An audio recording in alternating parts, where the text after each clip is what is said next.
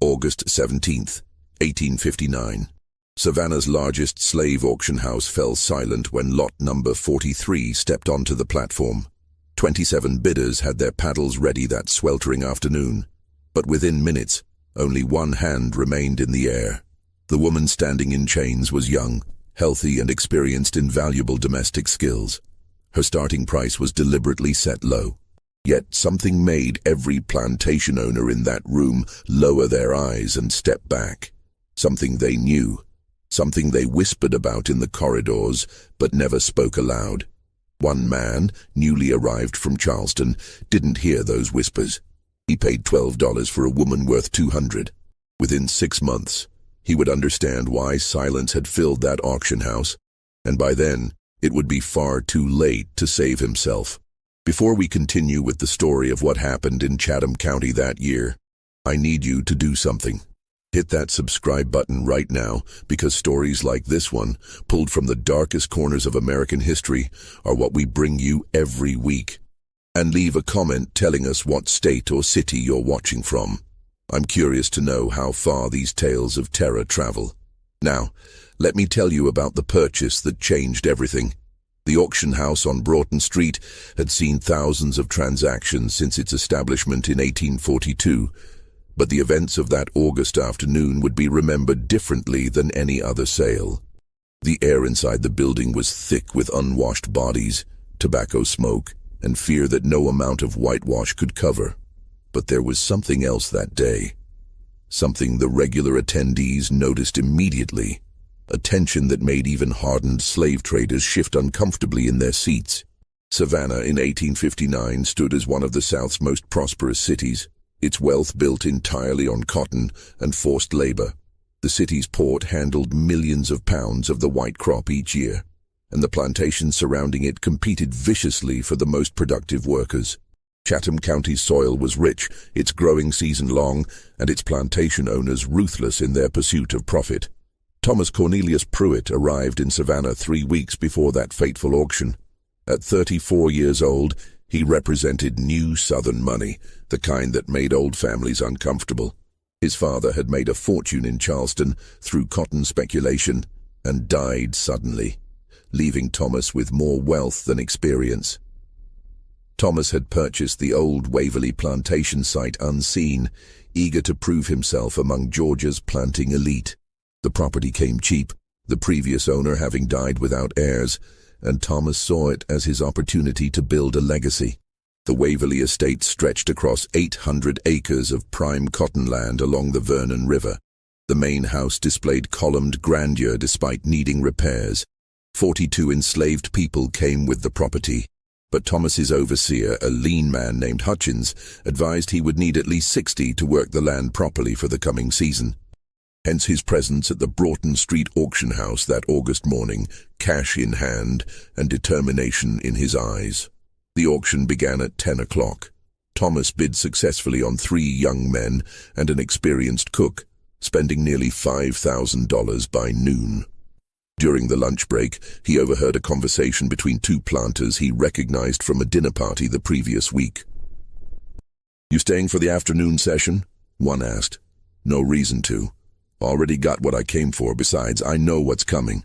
Heard they're finally selling her. About time. Been sitting in the holding pens for 3 weeks. Nobody wants to buy. Still can't believe what happened at the Pemberton place. 3 men dead inside of 2 months. 4, if you count old Pemberton himself. Though Dr. Reeves said that was his heart. Mighty convenient timing." Thomas stepped back before they could notice him. His curiosity piqued. When the auction resumed at 1 o'clock, several morning bidders had not returned. The first 3 afternoon lots sold quickly, then came lot 43. The woman who stepped onto the platform moved with dignity that seemed impossible given her circumstances. She appeared to be in her early 30s, skin the color of polished walnut, features sharp and defined. But it was her eyes that struck Thomas most, dark, almost black, possessing a quality of stillness that belonged to someone who had stopped hoping and found a different kind of strength in that hopelessness. Lot 43, the auctioneer announced without enthusiasm. Female, approximately 32 years of age, name of Celia.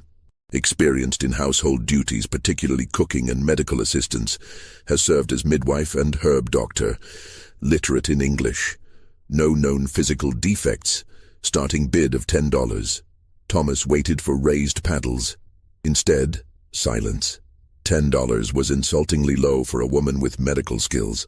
Midwives were valuable, often earning owners significant income by attending births throughout the county. $10. The auctioneer repeated. Do I hear $10? The silence stretched. Men deliberately looked away, studying floors, ceilings, their own hands, anything but the woman on the platform. Thomas raised his paddle. $10 to the gentleman in the blue coat, the auctioneer said quickly, relief evident. Do I hear 12? Nothing. The room remained frozen. Going once at $10, going twice. Sold for $10 to the gentleman in blue. The gavel cracked like a gunshot. The woman, Celia, turned her gaze toward Thomas for the first time. Her expression didn't change, but something in her eyes shifted. A flicker of recognition or assessment. Then, she was led away. After the auction, Thomas approached the office to complete his purchases. When he inquired about Celia's history, the clerk's pen paused briefly before continuing. Came from the Pemberton estate. Property was liquidated after Mr. Pemberton's death 3 months ago. And her skills are accurately listed? That's what the estate inventory stated. Seems unusual that no one else bid. The clerk looked up briefly. Not my place to question what buyers do or don't do, sir. Your total comes to $6,710. The journey to Waverley took just over an hour along the river road. As they approached, the main house came into view. A 2-story structure with 6 columns across the front portico, white paint fading in places. Beyond lay the quarters, 2 long buildings, and further still the cotton fields stretching toward the tree line in neat rows. When they arrived, Hutchins organized the new arrivals. The men would join field gangs. The cook would take over the main house kitchen.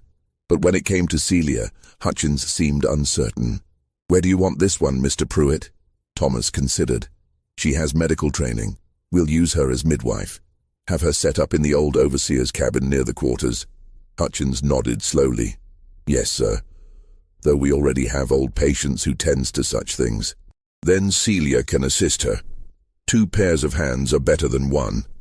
Thomas was about to question Hutchins's reluctance when a servant approached, informing him that Josiah Crenshaw had arrived to pay respects to the new owner. Thomas recognized the name from the conversation outside the auction house. Crenshaw waited on the front portico, a heavy-set man in his late 50s dressed in casual elegance. After exchanging pleasantries over bourbon, Crenshaw shifted the conversation. I noticed you made some purchases today. Good selections. Though I sense you didn't hear all the talk about one particular acquisition. Thomas met his gaze. You're referring to Celia. For $10. Did you wonder why no one else bid? The thought crossed my mind. Crenshaw set his glass down carefully. That woman came from the Pemberton estate. Dr. Harold Pemberton died 3 months ago. Healthy until he wasn't. His nephew inherited and immediately sold everything, couldn't get away fast enough. He paused. Pemberton's death wouldn't have raised eyebrows by itself. But it was what came before. And what came before? His overseer, a man named Kelly, dead from brain fever after 2 weeks of raving. Before that, Pemberton's driver Marcus, found dead in the stables with a broken neck. They said kicked by a horse, but Marcus knew horses better than anyone. And before that, Pemberton's physician, Dr. Simon Vance, dead from apparent influenza complications. Thomas absorbed this. You're suggesting these deaths are connected? 4 men associated with the Pemberton household died within 2 months, and the only common thread was that woman.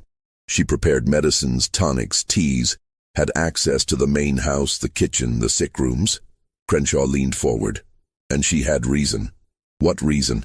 About 6 months ago, Celia's daughter took ill. Pneumonia, they thought. Dr. Vance attended her. The girl died 3 days later. Celia claimed the doctor was drunk, gave wrong treatment, killed her daughter through negligence. She made loud accusations. Pemberton had her whipped and confined. Crenshaw finished his bourbon. 2 weeks later, Dr. Vance was dead, then Marcus, then Kelly, then Pemberton. That could be coincidence. Could be.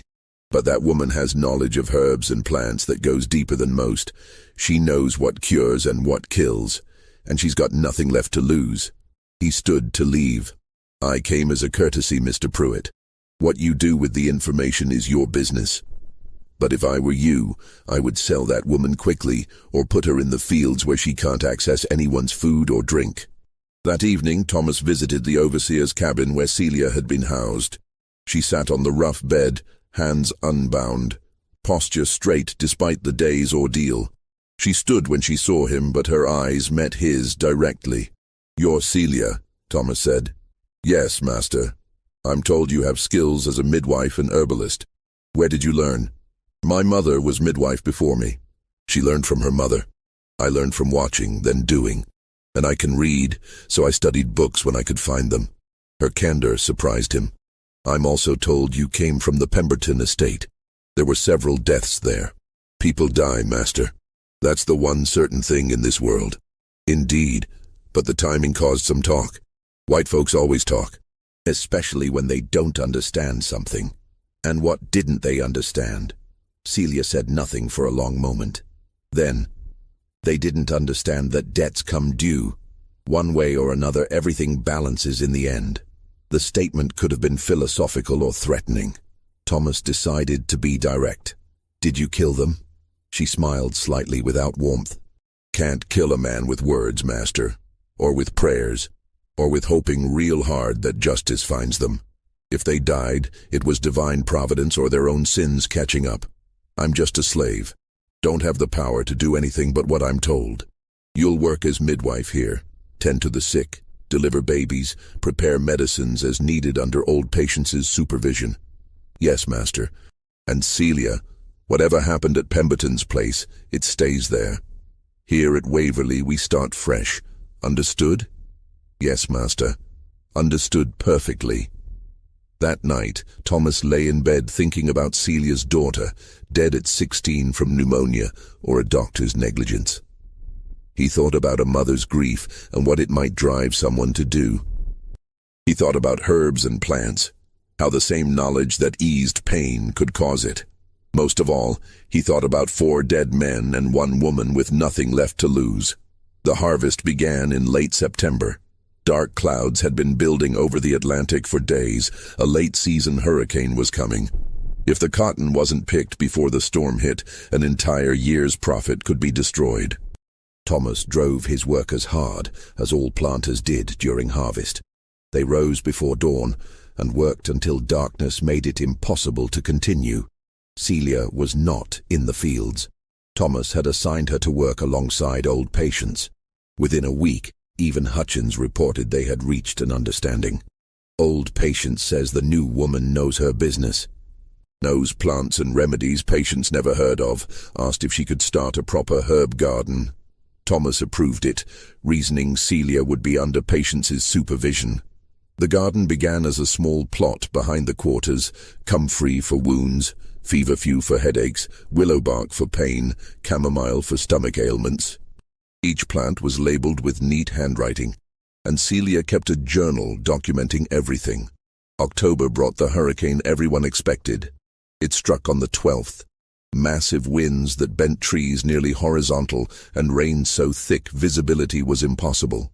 The storm lasted 18 hours. When it passed, about 20% of the cotton had been destroyed and part of the quarter's roof torn away. Within 2 days of the hurricane, people began falling ill. It started with children. Fever, chills, violent coughing. Then it spread to adults. Within a week, 23 people were sick, including 3 house servants and Hutchins' wife. Thomas sent to Savannah for a doctor. The young physician who arrived looked overwhelmed immediately. He prescribed rest, fluids, and regular doses of calomel. Keep them warm and dry. The fever should break in a week or so. After the doctor left, Thomas found Celia in the quarters, moving from patient to patient with patients trailing behind. She had organized them efficiently, checking temperatures, listening to breathing, examining with practiced assessment. The doctor prescribed calomel. Thomas told her. Celia didn't look up. Calomel makes it worse, weakens them more than the fever does. It's what doctors use. Doctors kill more people than they save. You want these people to live so they can keep working? Let me treat them my way. Thomas should have been offended by her tone. Instead, he asked, "What would you do differently?" "No calomel. Willow bark tea for fever. Honey and garlic for cough. Elderberry to strengthen them. Keep them hydrated with boiled water, not raw river water. And most important, keep the sickest ones separate. This illness spreads through the air. Group them too close and you'll lose everyone." It went against conventional wisdom, which held that diseases arose from bad air rather than spreading person to person. But Thomas had noticed diseases did seem to cluster in patterns. "Do it your way," he said, "but if people start dying, it becomes your responsibility.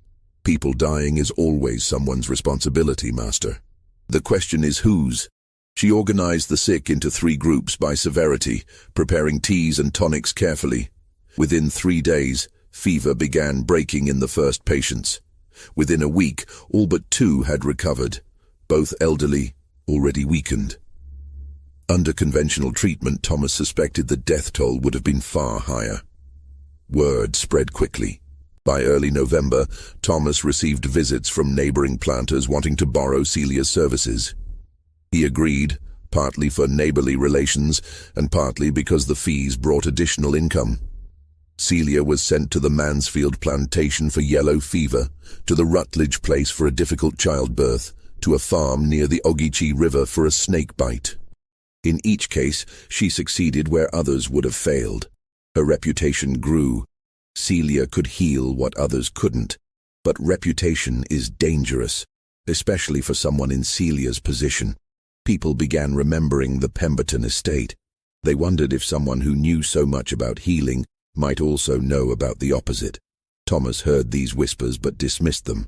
Celia had been professional and effective since arriving. She had saved his workers and earned him money. Whatever had happened at Pemberton's was past. December brought unusual cold, frost covering fields in the mornings. The cotton harvest had been completed despite hurricane damage, and Thomas had sold his crop for a respectable price. He began to relax, feeling he had navigated his first year without major disaster. That was when the first sign appeared. Hutchins came to the main house one Tuesday morning, face pale and hands shaking. "Mr. Pruitt, you need to come to the quarters, now." A crowd had gathered near the quarters' north end. They parted when Thomas approached, revealing a symbol painted on the wall in what appeared to be blood, or dark red clay. The symbol was complex. A circle with lines radiating outward and smaller circles at specific points. In the center was a handprint, adult-sized fingers spread wide. "What is this?" Thomas demanded. An older man named Daniel stepped forward. "It's a warning sign, Master. Old magic, African magic from before any of us were born. My grandmother knew of such things, said they were dangerous, that they called on powers that didn't forget and didn't forgive." "Who did this?" Silence. Then Daniel said carefully, "Don't know, Master, but signs like that usually mean someone's working roots, calling on the old ways, and when someone works roots, bad things follow." Thomas ordered the symbol washed away and announced severe punishment for anyone caught painting such things. But the damage was done. Fear had entered Waverley. 3 days later, Hutchins's prize-hunting dog was found dead near the well, body stiff and mouth foaming with dried saliva. The dog had been healthy that morning. "Poison," Hutchins said flatly. "Something fast-acting." A week before Christmas, a field worker named Samuel fell ill. He complained of stomach pains that grew progressively worse. By evening he was vomiting violently, body convulsing. Celia was summoned, but when she examined him, her expression grew grave. "This isn't natural illness, he's been poisoned." Thomas felt his stomach drop. "Poisoned? How?" "Can't say without knowing what he ate or drank, but the symptoms are consistent with several plant toxins." She looked at Thomas. "The question isn't what poisoned him. The question is who gave it to him." Samuel died 3 hours later in seizures. It was a horrible death, and everyone witnessed some part of it. The fear that had been spreading now exploded into near panic. Thomas ordered an investigation, questioning everyone near Samuel that day. The results were frustratingly inconclusive. Samuel had eaten from the communal pot, drunk from the well. He had no known enemies. There was no apparent reason for anyone to want him dead. Unless, Thomas thought with growing dread, Samuel wasn't the intended target. Unless someone was simply practicing, testing methods, preparing for something larger. That night, Thomas couldn't sleep. He lay in bed listening to every creak, wondering what was happening on his plantation. Someone had knowledge of poisons. Someone was using it. And despite his earlier confidence, Thomas found himself thinking again about the Pemberton estate and those 4 dead men. Christmas at Waverley was subdued. Thomas had planned to give the enslaved workers 3 days off with extra rations, but Samuel's death had cast a pall over everything. People accepted their gifts with muted thanks, avoiding eye contact, eager to return to the quarters where they felt safer in numbers. On Christmas evening, Thomas heard a commotion from the quarters. He grabbed his pistol and ran outside into the cold December night. A crowd had gathered near the well, faces illuminated by torches. At the center, 2 men restrained a young woman named Ruth. She was fighting them, screaming words that didn't quite make sense, eyes wide and unfocused. "What's happening?" Thomas demanded. Hutchins pushed through the crowd. "She tried to throw herself down the well, sir. Daniel and Joseph caught her just in time." Ruth was perhaps 19, a house servant who worked in the laundry. Thomas had never known her to cause trouble. "Ruth, what were you doing?" She stopped struggling and turned toward him. In torchlight, her face looked gaunt, almost skeletal. "They're coming for me. I can hear them. They're in my head, telling me what I did, showing me what's going to happen. I can't make them stop. The only way to make them stop is to—" She lunged toward the well again, but the men holding her were ready. "She's been like this for hours," a house servant said. "Started just after sunset, talking about voices and shadows and debts coming due." Debts coming due. The same phrase Celia had used months ago. Thomas felt cold that had nothing to do with December temperature. Get her inside, tie her down if necessary, and someone fetch Celia.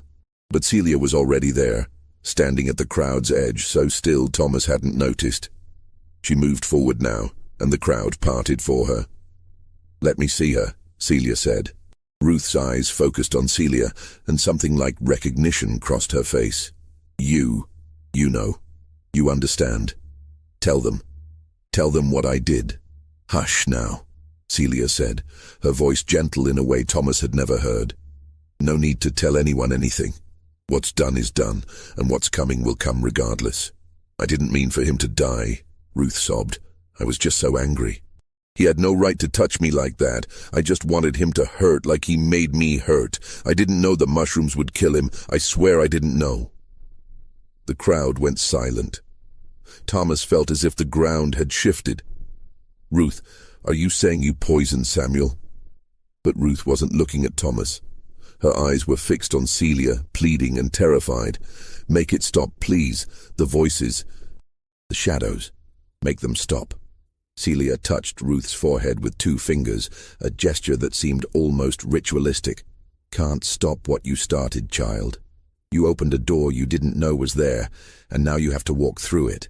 All I can do is ease the journey." "What are you talking about?" Thomas demanded. "What door?" Celia ignored him. She produced a small bottle from her pocket, uncorked it, and held it to Ruth's lips. "Drink this. It'll calm the voices, quiet the shadows. You'll sleep, and when you wake, you'll be at peace." Ruth drank obediently.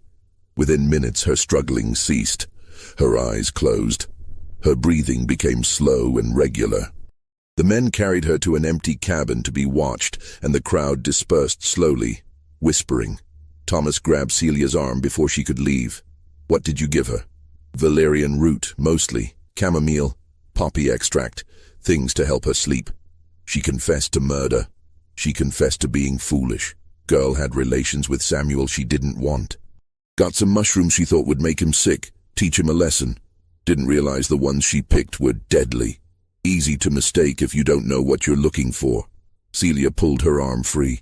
Now she's eaten up with guilt, seeing things that aren't there, hearing voices that don't exist. Mind can do terrible things when it's breaking under the weight of what it's done.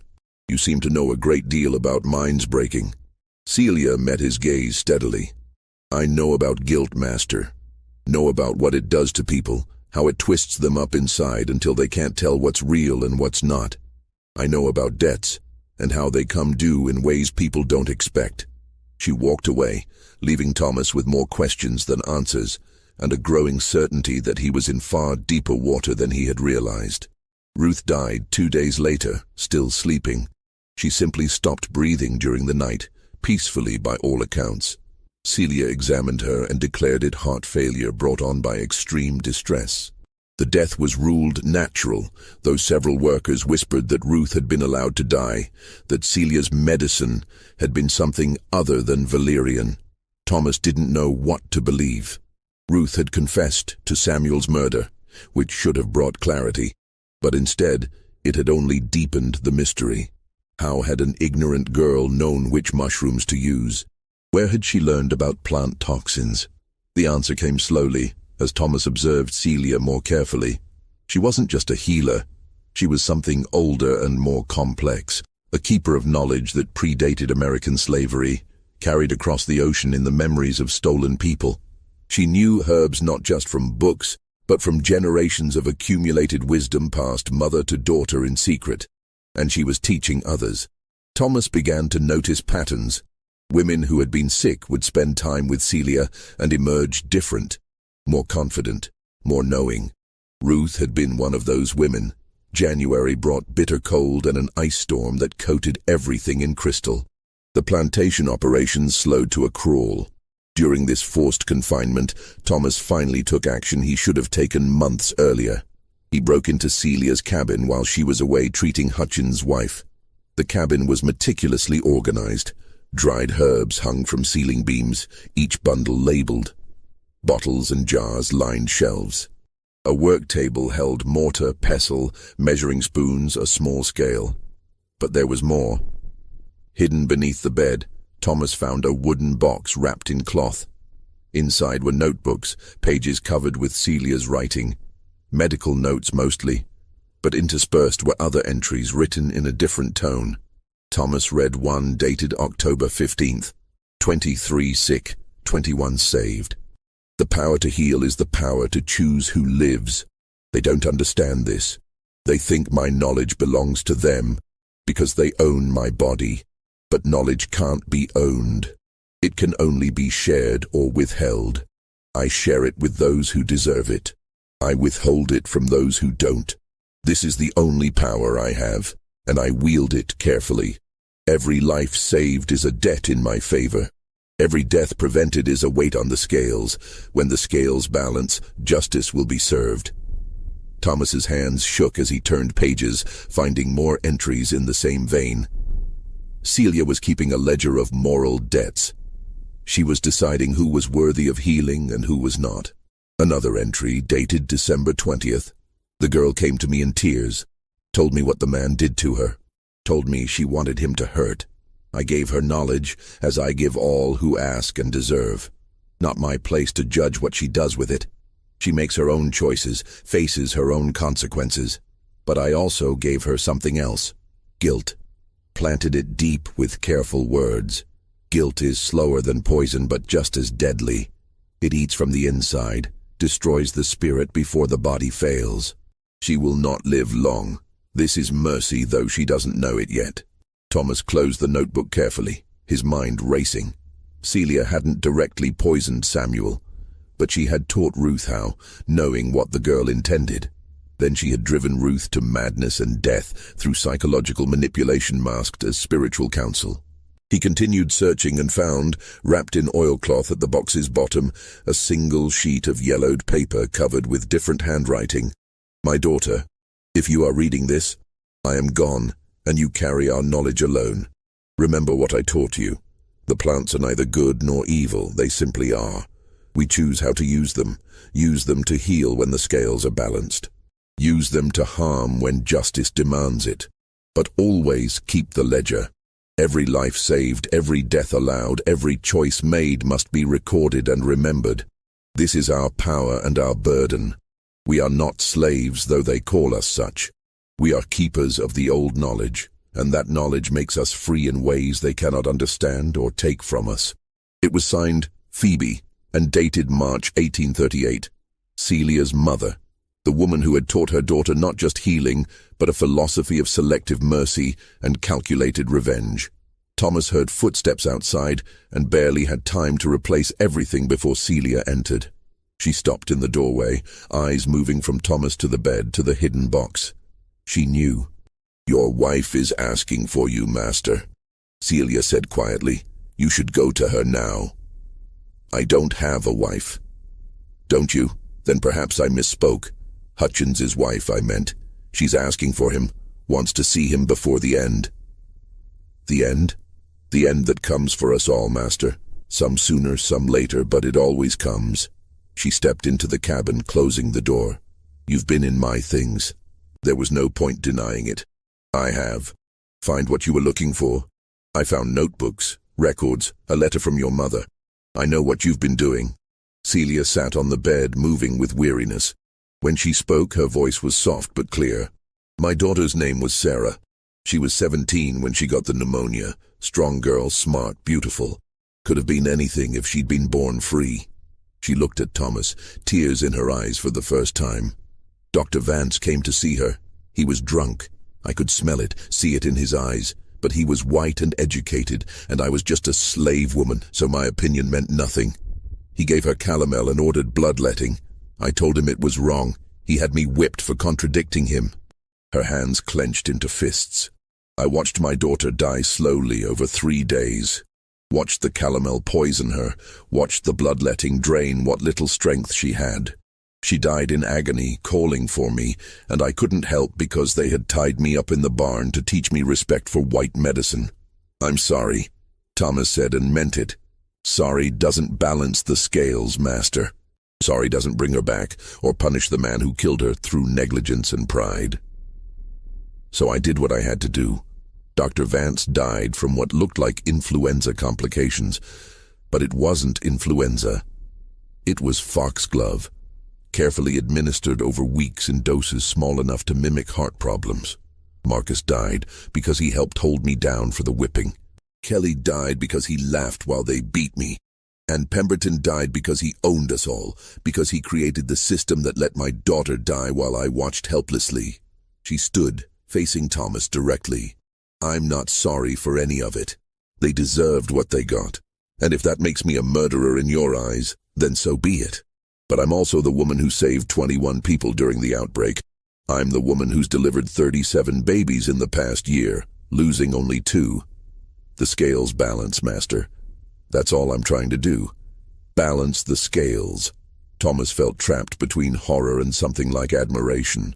What Celia had done was murder, cold and calculated, but she had also saved countless lives. Was she a monster or a healer? Could she be both? What about Ruth? Ruth came to me for help. I gave her knowledge. She made her own choices. But I also saw in her what I've seen in others who take a life. The guilt that comes after, the way it eats at the mind.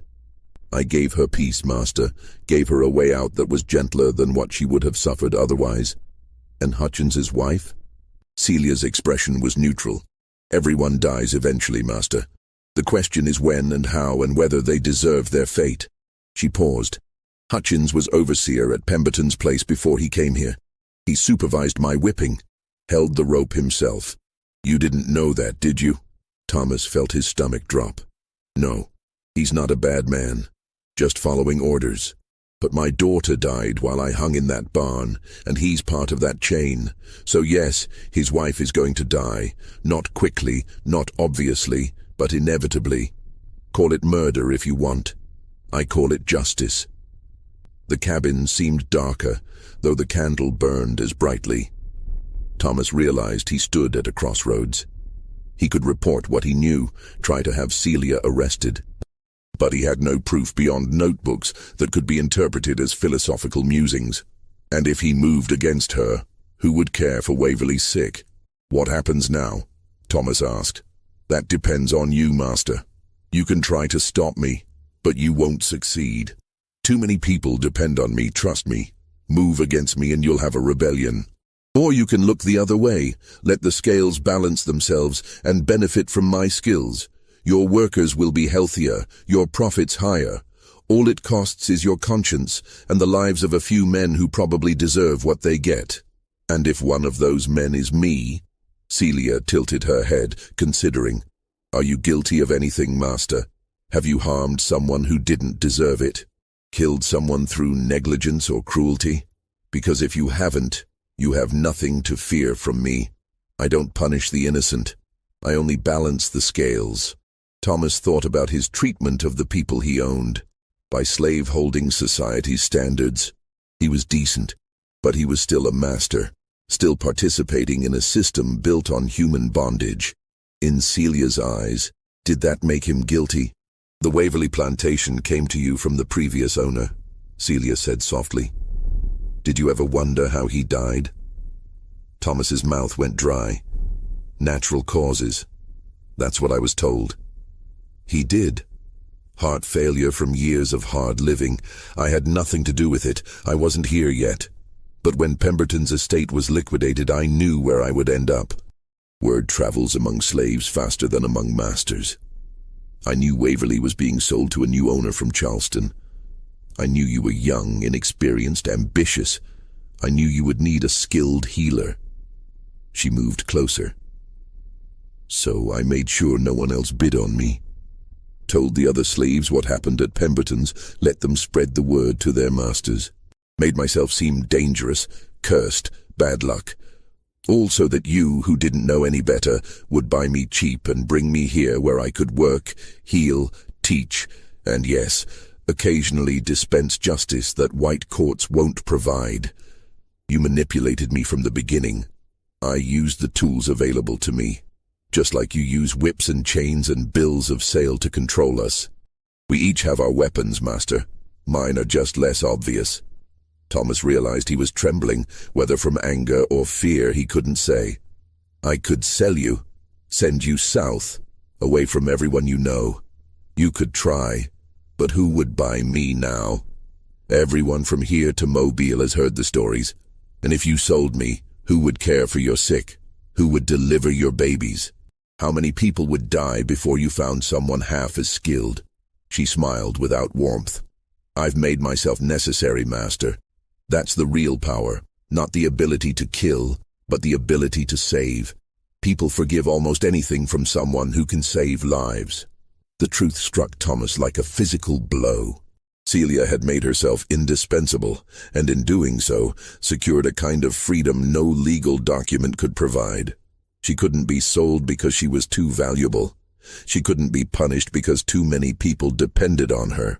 So what do you want from me? Thomas asked finally. Nothing you aren't already giving me. Freedom to practice my healing, access to herbs and plants, respect for my knowledge. And one more thing. Look the other way when the scales need balancing. Don't ask questions you don't want answers to. Don't investigate deaths too closely. Let nature take its course, even when nature has a helping hand. You're asking me to be complicit in murder. I'm asking you to be complicit in justice. There's a difference, though I don't expect you to see it. But think on this. How many slaves die every year from the cruelties of this system? How many are whipped to death, worked to death, bred like animals, sold away from families? And how many masters ever face punishment? The law protects you, not us. So we make our own justice in the only ways available to us. Thomas had no answer. The moral foundation he had built his life on was cracking, revealing contradictions he had never wanted to examine.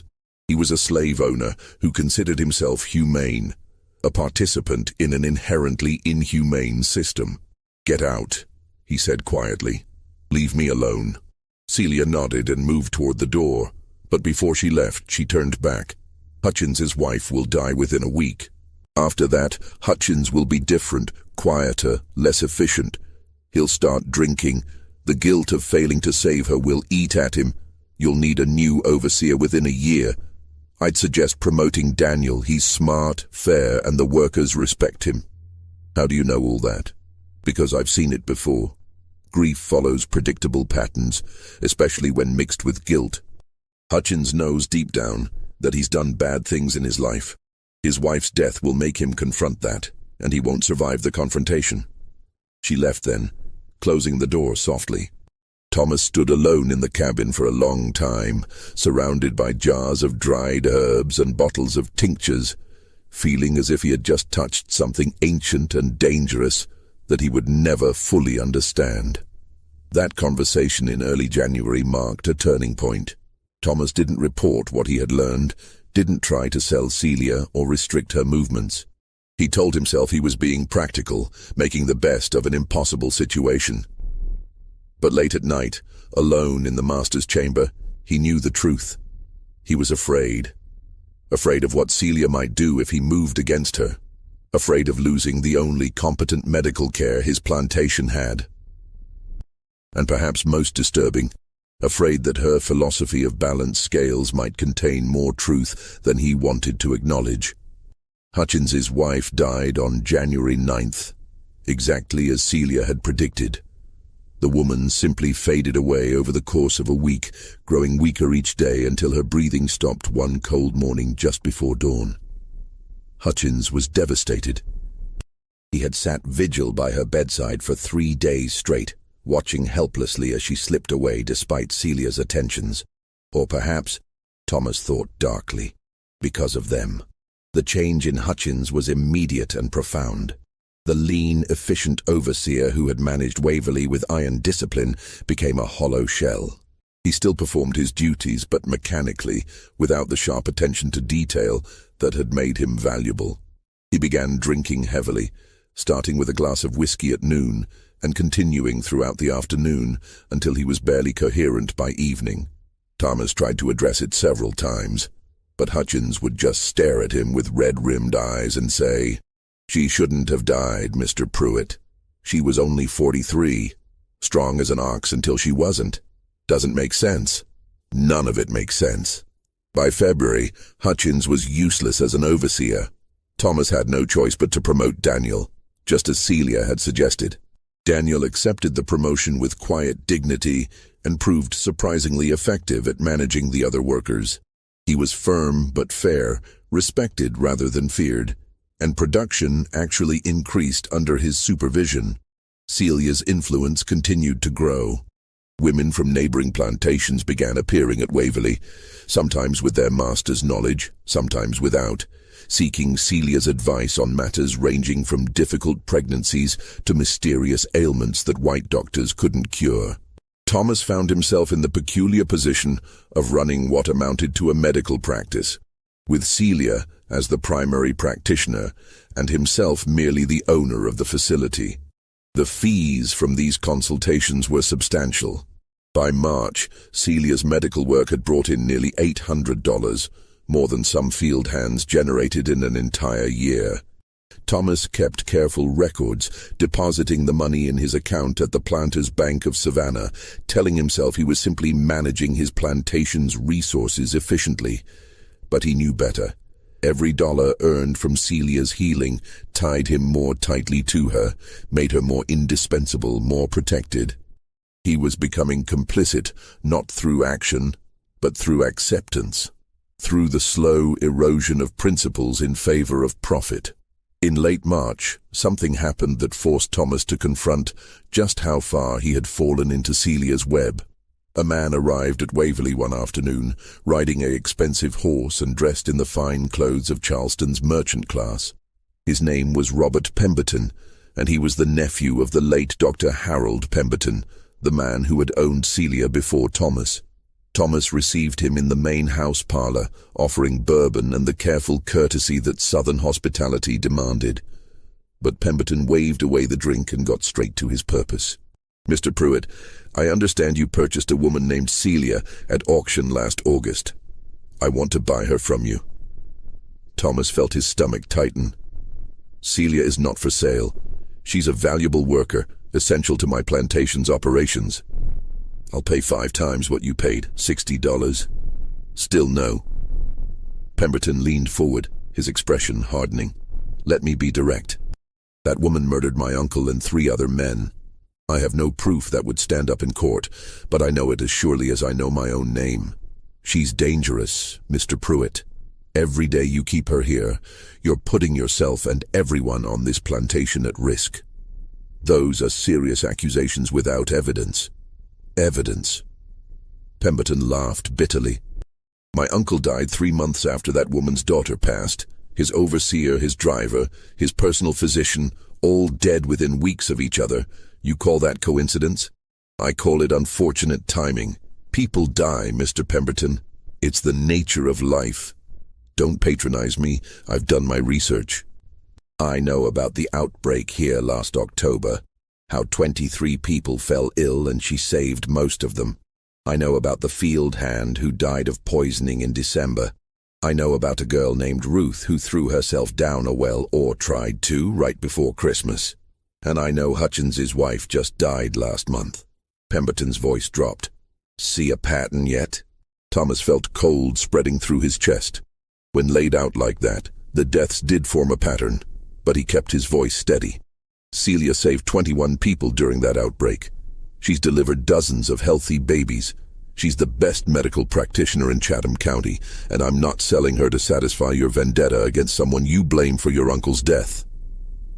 You're a fool. Pemberton stood abruptly.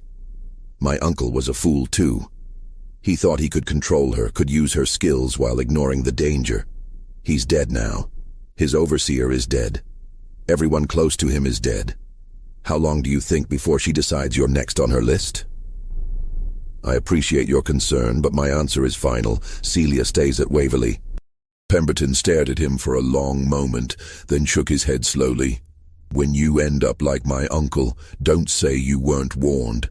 That woman is a plague, Mr. Pruitt, and plagues don't stop until they've consumed everything in their path. After Pemberton left, Thomas stood on the portico, watching the man ride away. His hands were shaking, not from anger, but from the creeping realization that Pemberton was right. Thomas was in danger. He had known it since finding Celia's journals, since understanding what she was capable of, but hearing it confirmed by someone else made it real, in a way it hadn't been before. That evening Thomas did something he had been avoiding for months. He went through his plantation records systematically, documenting every death and illness since Celia's arrival. The pattern Pemberton had mentioned became even clearer when written down. Samuel, dead from poisoning in December, but Celia had been treating him days before for a minor injury. Ruth, driven to madness and death after confessing to Samuel's murder, with Celia present at her breakdown. Hutchins's wife, wasting disease that Celia treated for months, always keeping her alive just long enough to extract maximum suffering from Hutchins. And there were others Thomas hadn't considered. An elderly field hand who had died in his sleep in November. Natural causes, everyone said, but the man had been in perfect health the day before. A house servant who had fallen down the main house stairs in January, breaking her neck. An accident, surely. But the servant had complained to Thomas about Celia just days earlier, saying the herb woman frightened her. 5 deaths in 6 months, possibly more if Thomas expanded his search to include less obvious cases. But balanced against that were the 21 saved during the outbreak, the 37 successful births, the countless minor ailments treated and cured. Celia's ledger was working exactly as she had described. Lives saved, lives taken, the scales constantly balancing. The question Thomas couldn't answer was where he fell on those scales. Was he guilty in Celia's eyes? Had he done something, or failed to do something, that warranted a death sentence? He treated his slaves better than most masters, didn't he? He provided adequate food, shelter, medical care. He rarely used the whip. He didn't separate families unnecessarily. But he was still a master.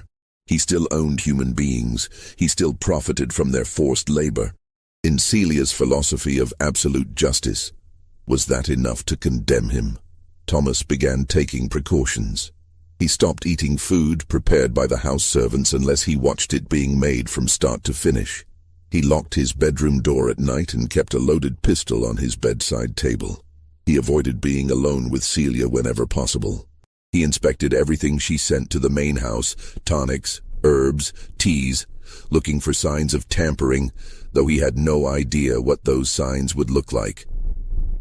But he didn't send her away, didn't sell her, didn't restrict her movements, didn't even confront her about Pemberton's visit.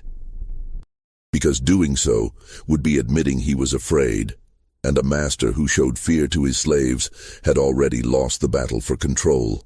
April brought warming weather and the beginning of planting season for the next cotton crop.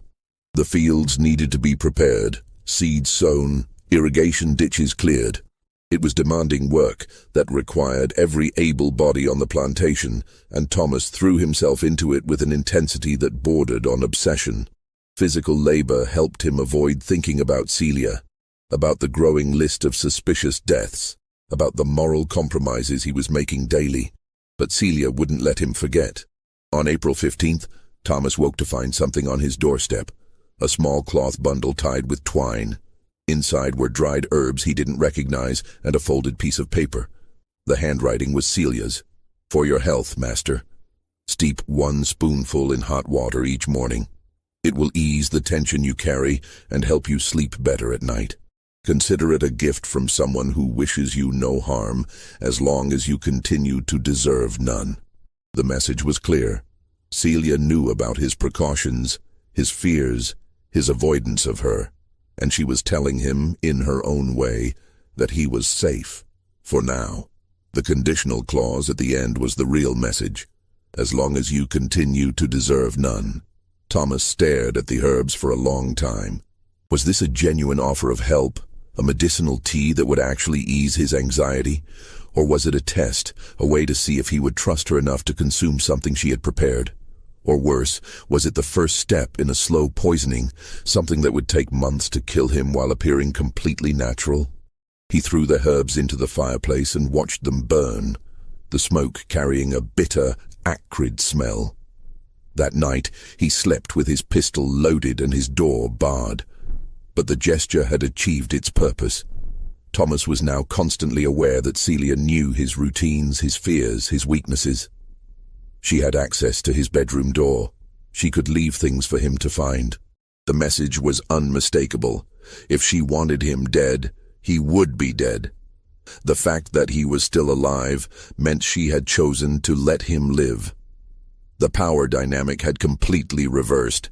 Thomas was the master in name only. Celia was the one who decided who lived and who died on Waverly Plantation. The situation deteriorated further in early May. Hutchins, who had been steadily drinking himself to death since his wife's passing, finally succeeded. Thomas found him in the old overseer's cabin, the same cabin where Celia had once lived, with an empty bottle of laudanum on the table beside him. The death was ruled a suicide. Grief and alcohol combining to destroy what little will to live Hutchins had retained. But Thomas noticed something odd.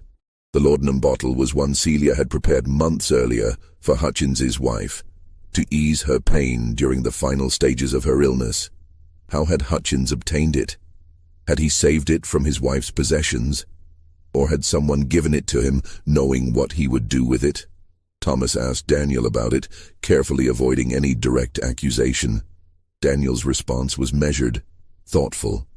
"Mr. Hutchins was a troubled man these past months, sir. Couldn't forgive himself for things he'd done in his life. His wife's death broke something inside him. He was going to die one way or another, whether by drink or by his own hand. The laudanum just made it quicker and less painful." "Did Celia give it to him?" Daniel met his gaze steadily. "Does it matter, sir?" Man was already dead inside. His body just took a while to catch up. It was, Thomas realized, the same logic Celia used. Hutchins was guilty of something, his participation in Celia's whipping at Pemberton's plantation, and therefore deserved his fate. Whether he had taken his own life or been helped toward that end was irrelevant in the scales of justice. Thomas arranged a simple burial and promoted one of the field hands to fill Daniel's previous position. Life on Waverley continued, the routines of planting and maintenance proceeding as they always had. But beneath the surface, Thomas felt the ground shifting, eroding, threatening to collapse entirely. In mid-May, Thomas received an unexpected visitor, Josiah Crenshaw, the planter who had warned him about Celia nearly a year earlier. Crenshaw looked older, more worn, his face lined with worry. "Mr. Pruitt," Crenshaw said as they sat on the portico with bourbon neither man was drinking. "I owe you an apology. I should have been more forceful in my warning last year. Should have made you understand exactly what that woman is capable of." "I understand now," Thomas said quietly. "Do you? Do you understand that she's not just a murderer, but something far more dangerous? She's building a network, Mr. Pruitt, teaching other women her knowledge, spreading her philosophy of balance and justice. There are whispers all over Chatham County about women meeting in secret, sharing information about herbs and poisons, talking about debts and scales and retribution." Thomas felt ice in his veins. "How do you know this?" "Because it's happening on my plantation, too. I have 3 women who spend time with Celia when she visits other properties. They've become different, bolder, more knowing. One of them looked me dead in the eye last week and said, 'The old ways are coming back, master. Best you remember that.' What am I supposed to do with that? Have you considered that maybe we deserve it?" The words were out before Thomas could stop them. The old ways Celia talks about, the balance she's trying to achieve, maybe it's justice we've been avoiding for generations. Crenshaw stared at him in disbelief. "She's gotten to you. God help me, that woman has actually gotten inside your head.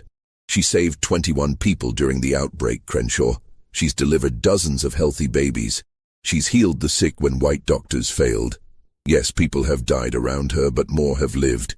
Isn't that the definition of a net positive? A net positive?"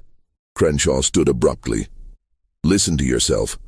You're rationalizing murder because the murderer is also useful. That's not justice, Mr. Pruitt. That's moral bankruptcy."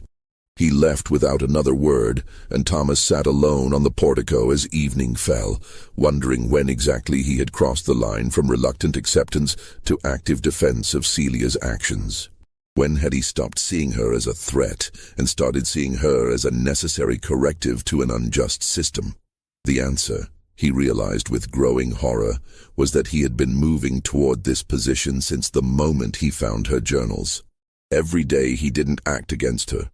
Every death he rationalized away, every life she saved that he benefited from.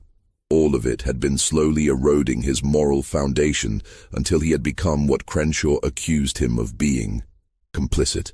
June arrived with oppressive heat and humidity that made every breath feel like drowning. The cotton plants were growing well, but the weather also brought sickness, fever, dysentery, heat exhaustion. Celia worked tirelessly, moving from one patient to another. Her herb garden now expanded to include dozens of medicinal plants. Thomas watched her work and saw, perhaps for the first time, the full complexity of what she was. She was a murderer, yes, but she was also a healer who genuinely cared about the people she treated. She was a philosopher with a coherent moral system, however terrible its implications.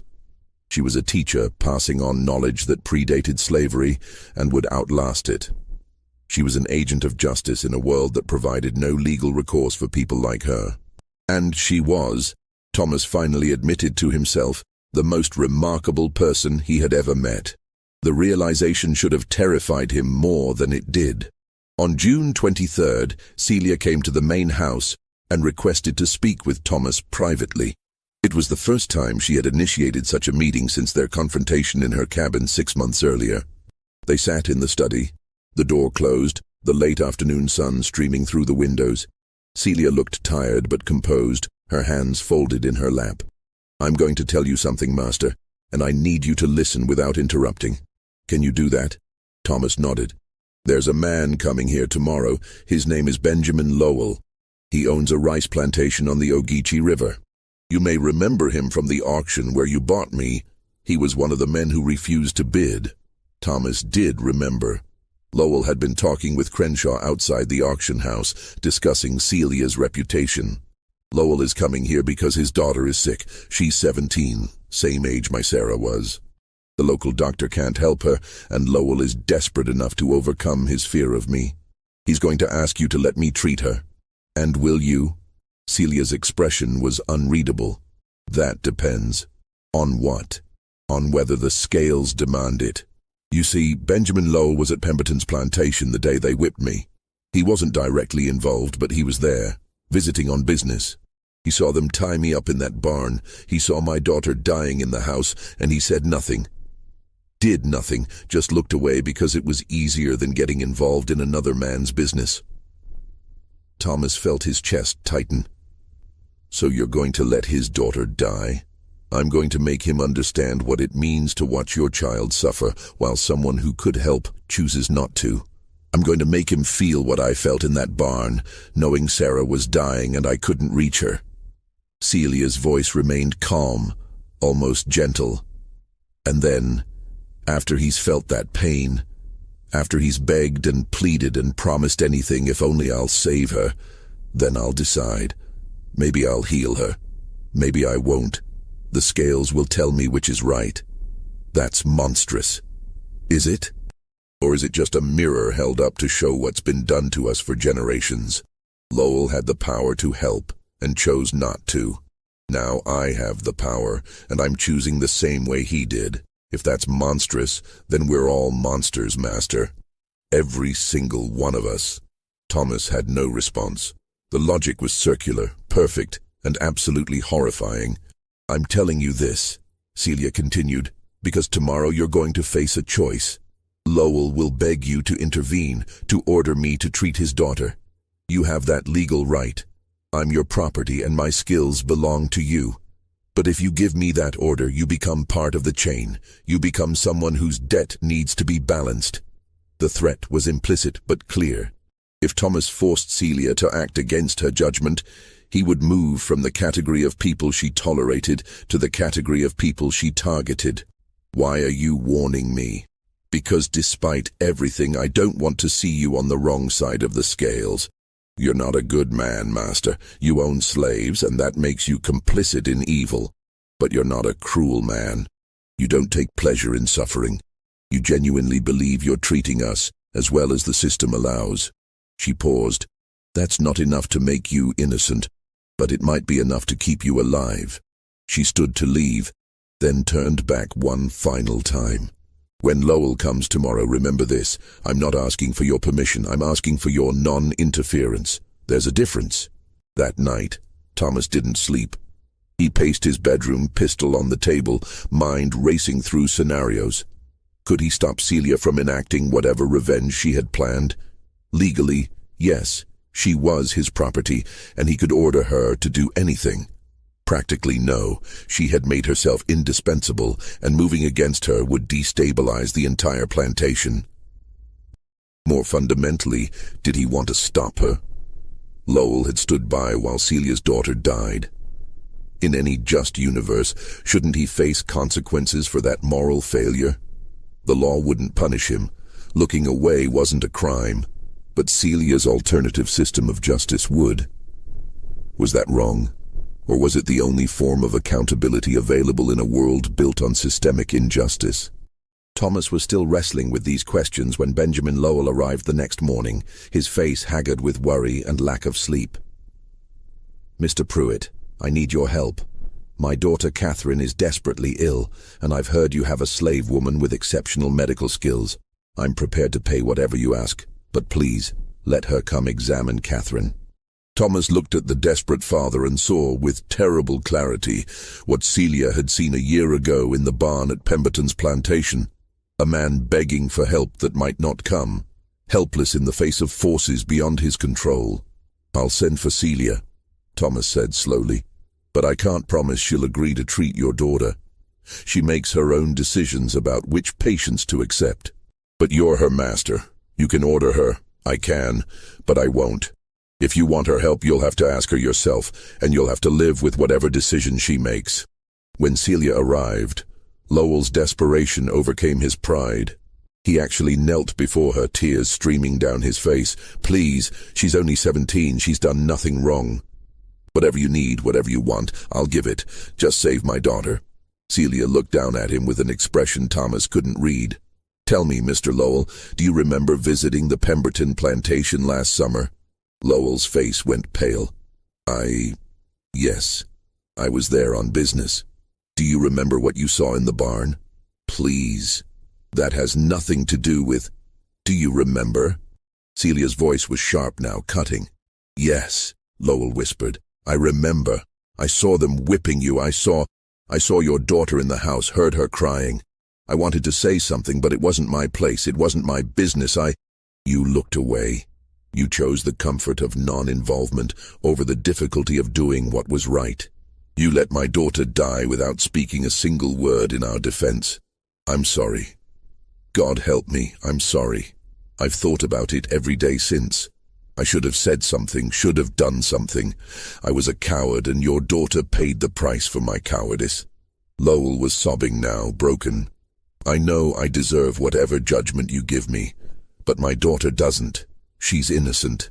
Please don't make her pay for my sins." The room was absolutely silent. Thomas watched Celia's face, trying to read what she was thinking. This was the moment she had been building toward, the perfect mirror of her own trauma.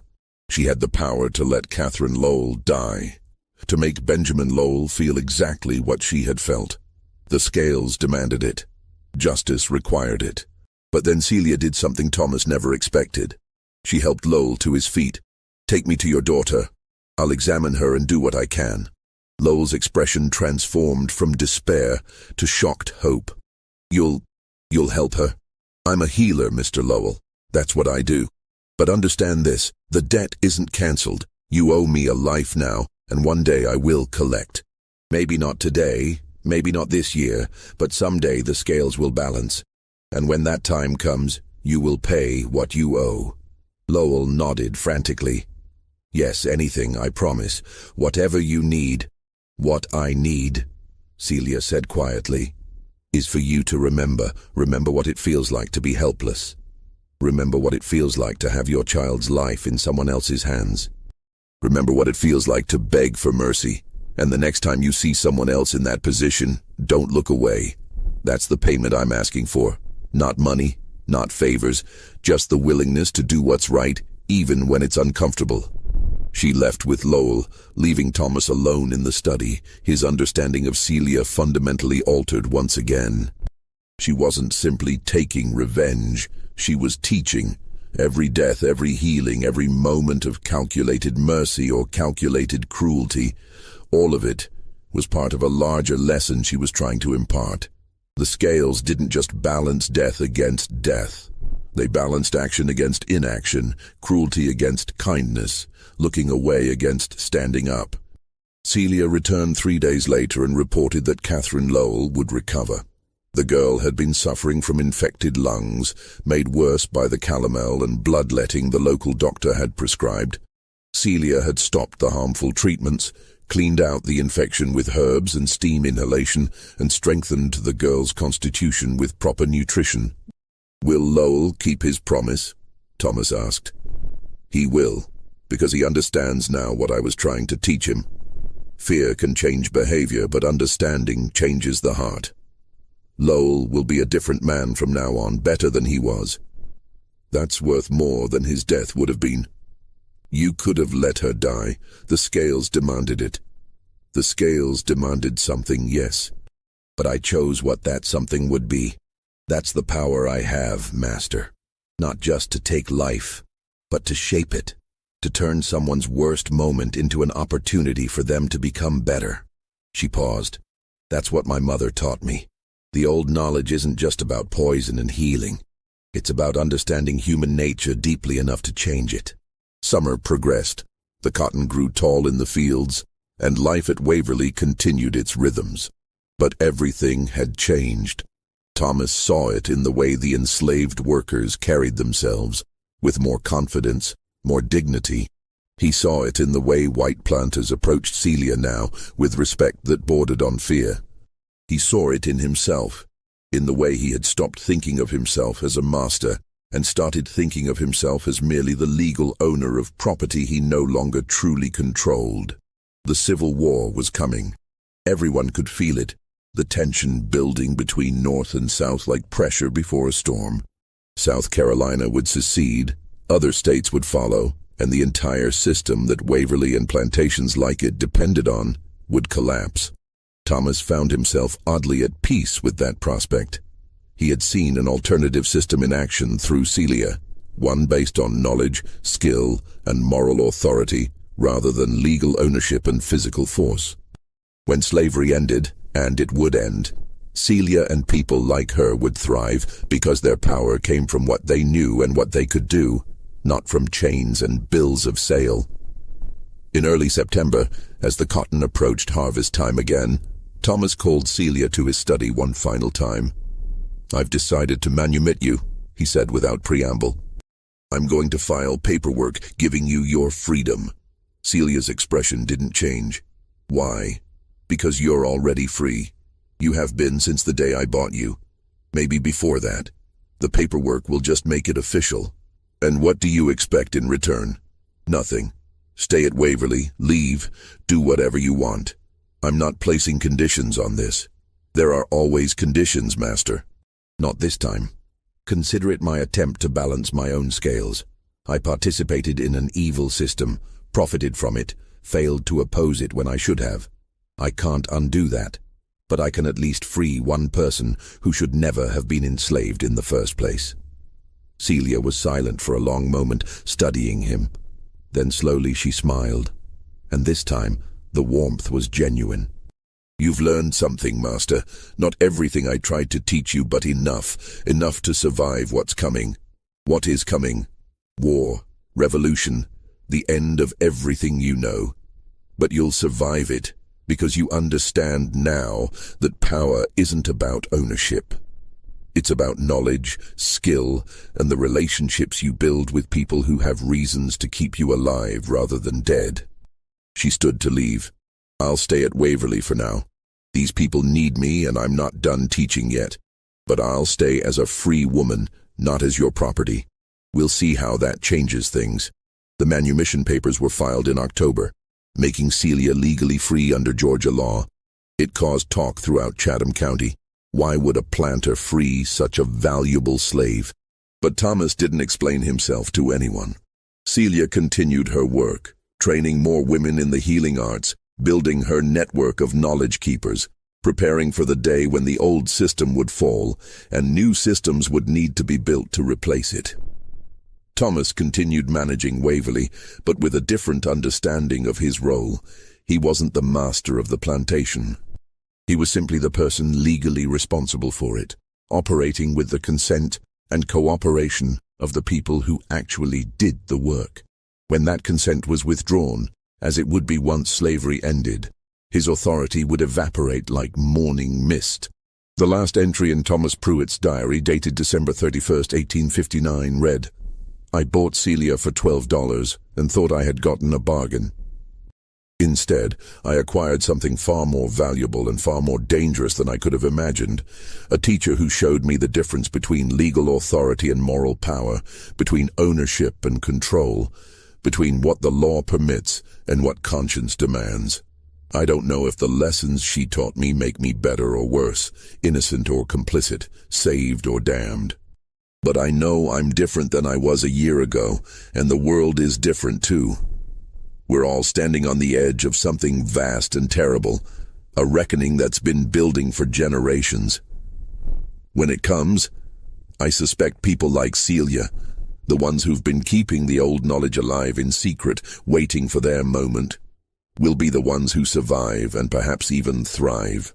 As for me, I can only hope that when the scales finally balance, I've done enough to tip them toward mercy rather than justice. This mystery shows us that sometimes the most terrifying power isn't violence or supernatural forces, but human knowledge wielded by someone with both the skill to heal and the will to judge. The story of Celia and Thomas Pruitt reminds us that every system built on injustice carries within it the seeds of its own destruction, and that those seeds are often cultivated by the very people the system sought to control.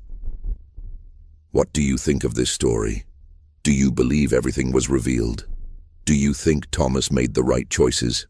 Could the deaths at Pemberton's plantation really have been natural, or was Celia responsible? Leave your comment below. If you enjoyed this tale and want more horror stories like this, subscribe, hit the notification bell, and share with someone who loves mysteries. See you in the next video.